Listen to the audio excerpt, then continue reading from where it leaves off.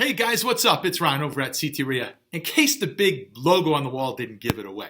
So, quick and dirty and fast video today. So the reason I placed that logo behind me, because you saw me do a video on logo before, so I won't regurgitate that.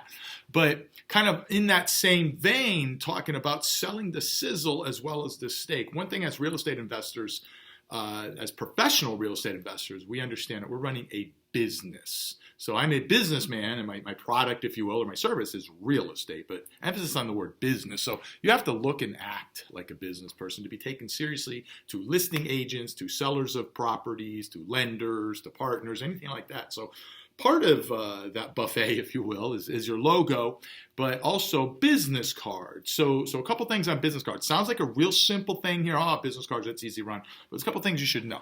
Number one, address. So what are you going to use? Are you going to use your home address? That's okay, depending on what you're doing.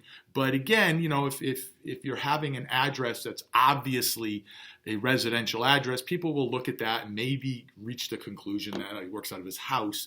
It's not indicative of anything. It's a perception thing though, right? So a lot of people, what they'll do is P.O. box. So I would say don't do that for a couple of reasons. So if you put P.O. box, when you go to register your LLC, the state of Connecticut kind of frowns upon that, okay? But probably more importantly, society frowns on it. So you see a P.O. box, you think, the negative connotation automatically comes to mind, right? So it's like having a 900 number. So instead of a P.O. box, if you don't want to use your house or you don't have an external office, and when you're starting off, I would say you don't need an office. So what I did years ago is I used a UPS store in Glastonbury, on Main Street in Glastonbury. What's cool about a UPS store is you get the same box like a P.O. box, right? It's whatever size, about the same price as a P.O. box, except you can use the address of the UPS store. So it'd be 123 Main Street, Suite 306, right? Doesn't that sound a lot better and certainly looks a lot better than P.O. Box 306? So same price, same thing, just a different image, right? Sell the sizzle, not the steak. So the other thing is business cards. So once you have your logo, your address, your phone number, and I've talked about your phone number and what to say on your voicemail, okay? So now business cards, sounds easy, right? Too often, people go to a place like Vistaprint, which is, by the way, where I get mine done. Except Vistaprint is really good in one respect, but it's also bad in one respect, is that they have like a $5 business card option, right? And everybody, myself included, we sort of gravitate towards that low cost. Wow, for $5 I can get 250 business cards.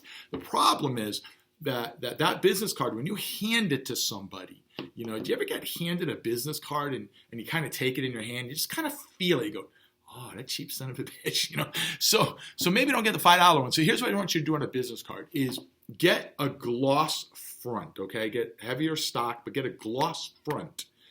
But don't get a gloss back and leave the back blank, okay? So too often I see business cards, glossy front, glossy back, but there's writing on both sides. You never want to do that because imagine that you're at a networking event like CTRIA, shameless plug. So, and you're switching cards, you're handing off cards, trading cards, and they say, hey, how about tomorrow? Let's meet for coffee at blah, blah, blah. Sure, that sounds great. Your business card on the back usually becomes a notepad for yourself or whoever you handed the card to.